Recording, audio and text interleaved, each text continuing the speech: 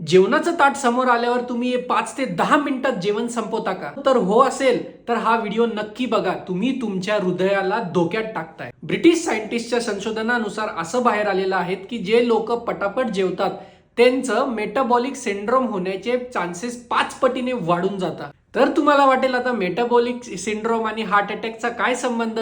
जेव्हा पटापट जेवतो ना तर मेंदूला जेव्हा कळतं की आपलं पोट भरलेलं आहे त्याच्या आधीच आपल्या पोटामध्ये जास्त जेवण गेलेलं असतं. त्याच्यामुळे शरीरामध्ये ब्लड शुगर स्पाइक होतं. त्याच्याने इन्सुलिन रेजिस्टन्स पण होतं, जो वजन पण वाढतं आणि हळूहळू हृदयाच्या रक्तवाहिन्यांवरती ताण येतो. सायन्स नुसार पोट भरलंय हा सिग्नल मेंदू पर्यंत जायला कमीत कमी 20 मिनिटं लागतात. त्यामुळे तुमचं जेवण 20 मिनिटं तरी किमान चाललं पाहिजे आणि प्रत्येक घास हा चावून खाल्ला पाहिजे. लक्षात ठेवा, घाईत जेवण करणं म्हणजे फक्त अन्नाचा अपमान नाही, तुमच्या हृदयाशी खेळणं आहे. तुमचा हृदय वाचवायचा असेल तर आजपासूनच सावकाश जेवायला सुरुवात करा आणि अजून फिटनेस टिप्स साठी मला फॉलो करायला विसरू नका.